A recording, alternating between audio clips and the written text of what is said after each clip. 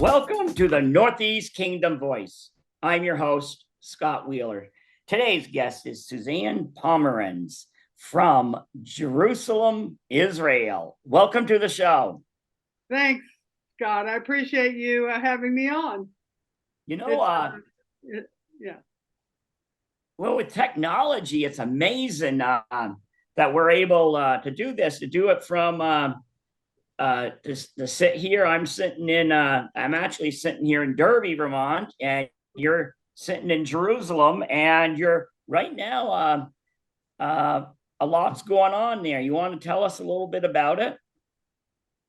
Well, a week ago, Saturday on the 7th, we had just finished celebrating the third Jewish pilgrimage feast. It's called Sukkot. The feast is to remember, it's a week-long holiday to remember the Exodus from Egypt, struggling through the desert and stopping overnight to build little shacks to sleep in. And what we do is we rebuild those little shacks on our balconies, in our parking lots, in the gardens, all around the country. And people eat in the it's called a sukkah, and people eat their meals there. Some people sleep in them. They have shiurim, which are studies from the Bible in them, and so forth. We had finished that on the Friday, and Saturday we have a festival that comes right after Sukkot, which is not really part of Sukkot, called Simchat Torah. And Simcha means joy, means joyful, means a joyful time. And Torah is the 10 commandments, actually 613 commandments altogether. But it's a day to thank God for giving us those commandments that outline to live a good life. And so we have a whole day of celebrating. And we woke up Saturday morning to sirens all around the country. And we learned that Hamas, a terror group that is proxy of Iran and is headquartered in what we call the Gaza Strip, down in the southwest corner of Israel. That they had infiltrated, like hundreds of them, into Israel. And there are about 20 communities, Jewish communities, in what we call the Gaza envelope, which is to the east of the border with Gaza. And they infiltrated into those 20 communities, and they massacred the people. They murdered people in their beds, in their homes. They burned some of the homes in the communities, destroyed one whole community altogether. They kidnapped old people, children, babies. They went down into the Negev desert, a little further down, and they came to a place where there was a music festival going on. It was after Sukkot, school starts again, and this was the time in between the holiday and school starting again. Also, universities don't start up until after Sukkot. And there were 260 people massacred there. And I used that term because that's what it was. People were running for their lives and were struck down. And 260 Jewish citizens of Israel were destroyed. Right. Now, and there were more things that happened that we found out about later. Right. So that was then and continuing. So what is it like in Jerusalem right now? Quiet. It's very quiet. The buses are running, the city buses, but they're very slow. The neighborhood I live in, there are two local buses, but they go in different directions. And one that I usually take from a block from where I live to the bus stop is about a block away to the center of town is running about every hour instead of every 20 minutes. So it's a difficult situation to take the bus.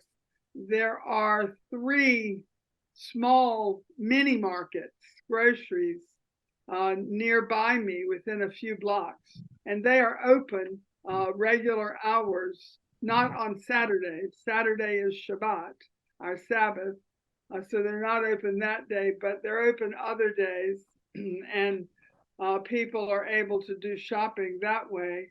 There are other places that are open in town, but with the buses not running very much, it makes it hard to do anything. I've had some appointments canceled, not by me, but by the people I was going to see. And I've had to cancel some others because of that as a follow-up. So that's really what's happening. It's very quiet.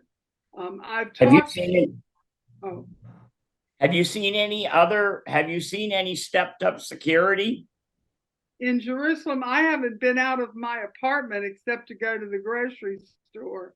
So I haven't really seen anything, but I will tell you that the building that I live in is about a block and a half from the United States Embassy. Right. And so I suspect there's plenty of security there. In fact, I understand that President Biden is due to arrive here tomorrow to talk with Bibi Netanyahu, our prime minister, and other officials. I don't think that he'll be at the embassy, but it's nearby me. So I'm sure there's stepped up security around there. So now let's back up a little bit, and people might wonder, like this is usually a Northeast Kingdom program, and you have a bit of a tie to the Northeast Kingdom. You haven't ever lived here, but your sister Lori Grimm lives here, and yes, she does. And I've been to visit them, Lori and her husband. Periodically, I know she's mentioned you were there, and so when the attack happened, I instantly said, "Well, I'm gonna ask Lori if her sister would like to come on, because I have reached out on other world events or national events with somebody who had local connections." And so how did you end up in Israel? Oh, well, it's kind of a long story, but I'll try to keep it short. My father was Jewish. My mother, as I said to Todd, hold on to your hat, although you're not wearing one. My mother was Southern Baptist, and they got married in January of 1947. And 50 years later, and 6 children later, and several grandchildren, my father passed away in 1997. And then in 2007, my mother passed away. We were raised going to church because my father was not really very religious in a Jewish sense. He believed in God. He got up every morning and sat in a chair in their bedroom, and he read the Bible every morning. And he and I talked about that sometimes. I got to know my aunts and uncles. I mean, we all did, but I pursued them for information, and I thought about it a lot. And in 1979, I decided to come here for a couple of weeks on my own, not on a tour. I found out from aunts and uncles by then they were mostly in Florida. They were from New York. That we had relatives, and I got names and addresses, and I wrote letters in that fall, and they said, come on over, and yes, you can stay with us. I'll just tell you that when I got there, and a cousin picked me up and took me to his home in a town called Petah Tikva, which is near Tel Aviv. I walked into the house, and my cousin, his name was Suzanne Pomeranz, which was also my uncle's name, my father's brother, and I saw him in a lounge chair, leaned back. Well, my brother-in-law Brian likes to sit in one of those and nap, and Natan was leaned back, had a little blanket over him, and sleeping. And when I looked at his face, I saw my father. Exactly. And I knew that we were family. And when he woke up and saw me, he understood too. Now, he didn't speak English, and I didn't speak any Hebrew much at all, a word or two. But for a couple of days, we played cards, and we talked to each other in our own language, and we seemed to understand each other. We connected. It was very exciting for me. I also had Christian friends who were there, and I spent some time with them, but mostly I just walked around in Jerusalem. I was in Beersheba for a little while. I was in Tiberias for a few days, and I mostly just walked around and ate falafel in a stand-up place next to soldiers with a rifle over their shoulder, and just got the feel of the place. And the interesting thing for me was that I felt like I had come home, but it made no real sense, but it's how it felt. And I knew, I guess instinctively, that this was where I needed to live. It took me a little while, but in June of 1981, I moved to Israel and was on a kibbutz for 4 months as a volunteer. Spent a lot of time in Jerusalem because the kibbutz was an easy bus ride away, and got to know people, got to know the place, and pursued living here. I did that off and on between 81 and 93. And in 93, I was living in Durham, North Carolina, and working, and was a member of something called the Hadassah organization. The actual name is the Women's Zionist Organization of America. And Hadassah is the common name or the general name.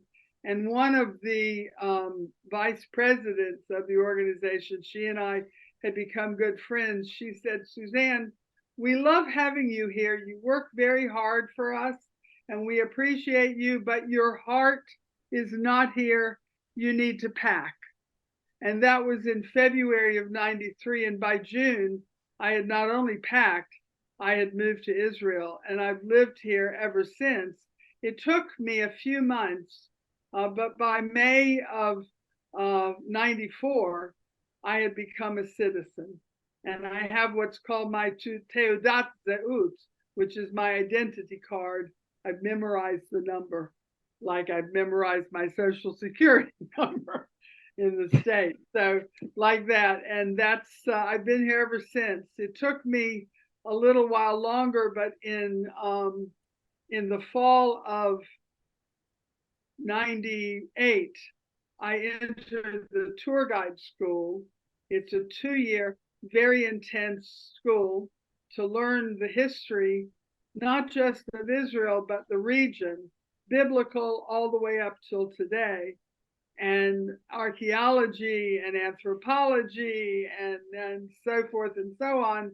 And in May of 2000, I became an official Israeli tour guide, and that's been my work ever since, until we weren't able to work in 2020 and 2021, and the last 2 years have been difficult. And of course, now there's no work as well. So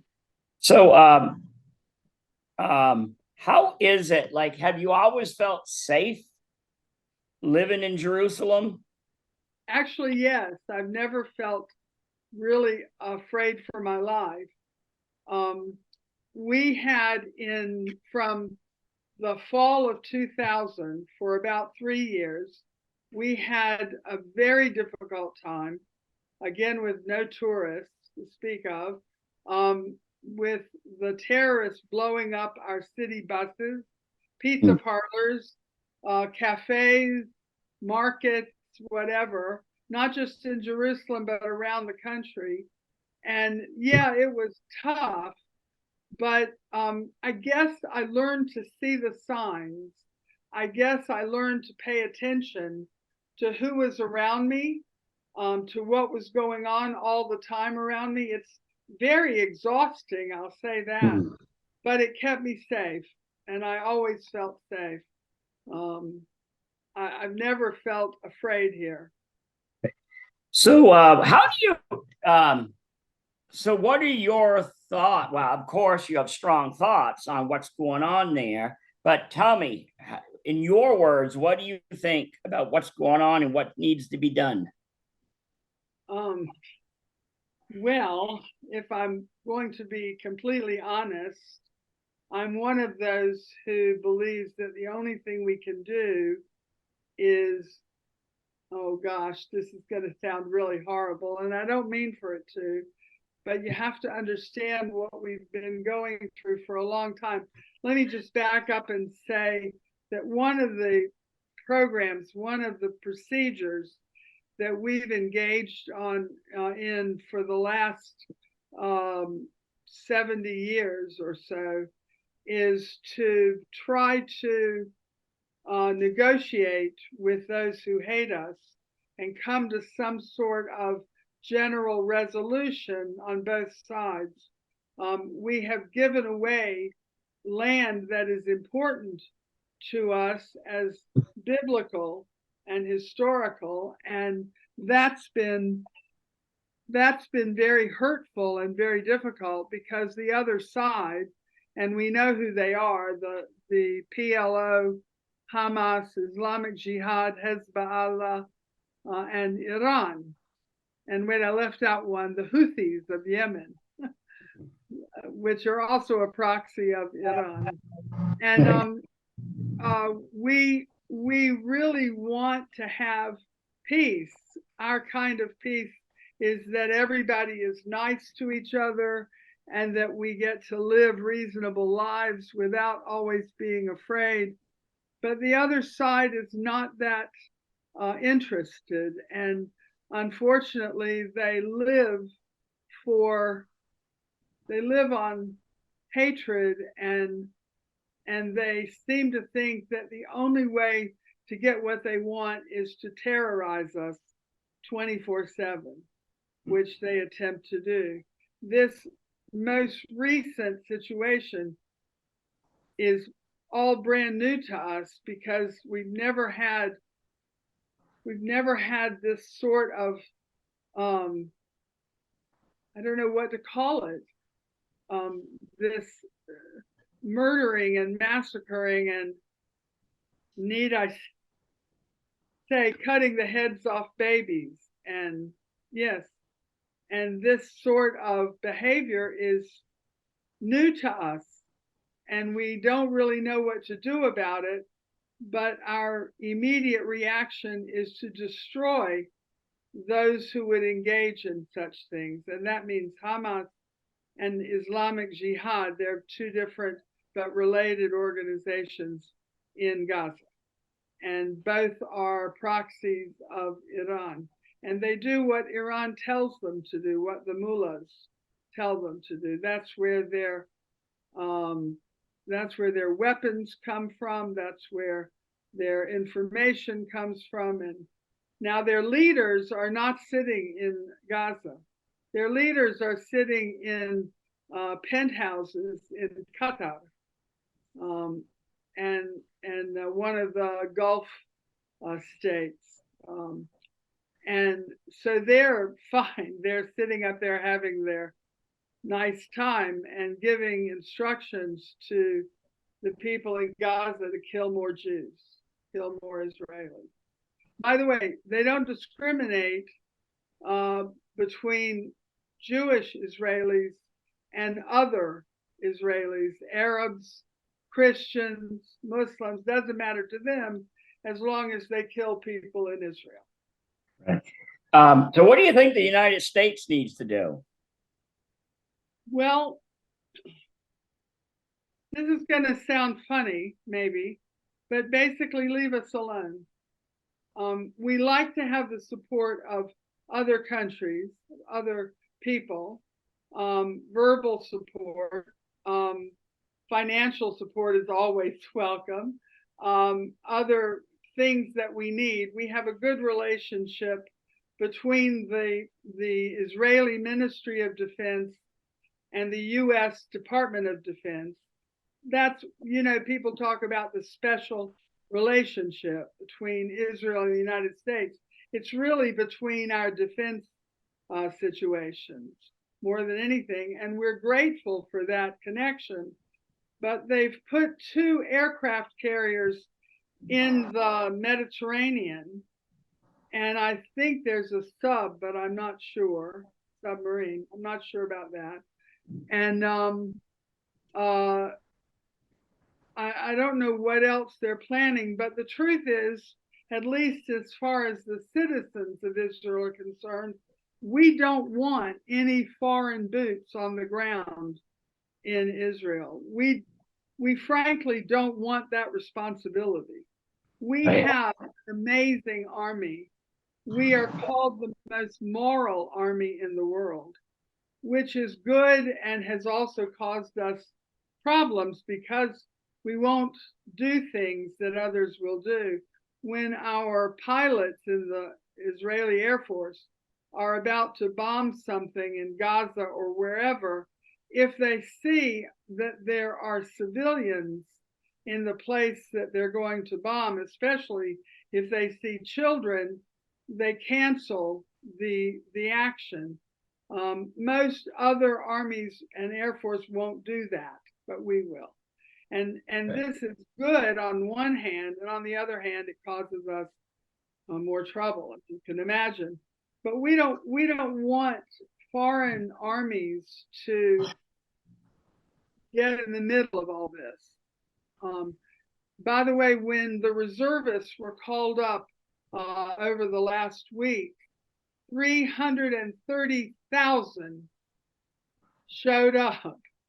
330,000 in a country of 9 million people,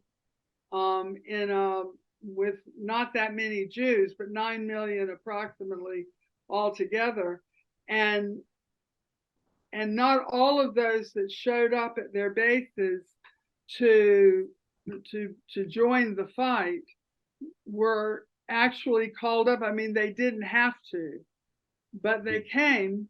El Al and some ultra-Orthodox man in New York, I don't know who it was, have been giving free passage to Israelis who received the call-up notice.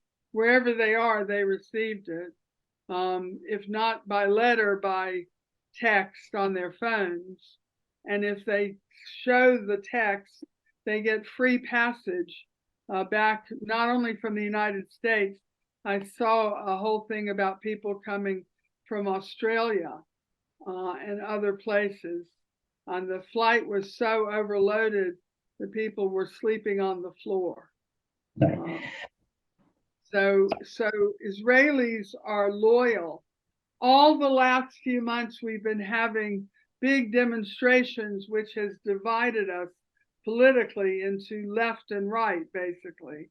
But this has galvanized us into one people, everybody with the same reason, the same connection to this land, and we won't back down. We are determined not to back down. If our government tries, they will get an uproar from the citizens, from the people. Yeah. So we only have about 5 more minutes left. Wow. Where do you think this is all going to take your country? Are you are you going to be putting this to an end? We would like to put this to an end as quickly as possible. I'll just tell you one other thing that's happened. We asked Egypt to please open the gate at a place called Rafah. Rafah is a town that is divided. Half of it, part of it is in Gaza, the very southernmost part of Gaza, and the other part of it is on the border in the Sinai in Egypt. Egypt has closed the fence, the gate there, and is not opening it. And we have begged them basically to open it to then what am I trying to say? To make sure that the people coming through are not the terrorists. They have to do a survey of people as they go through, like any security situation would do, and let all the innocent people leave Gaza so that we can finish the job with the terrorists.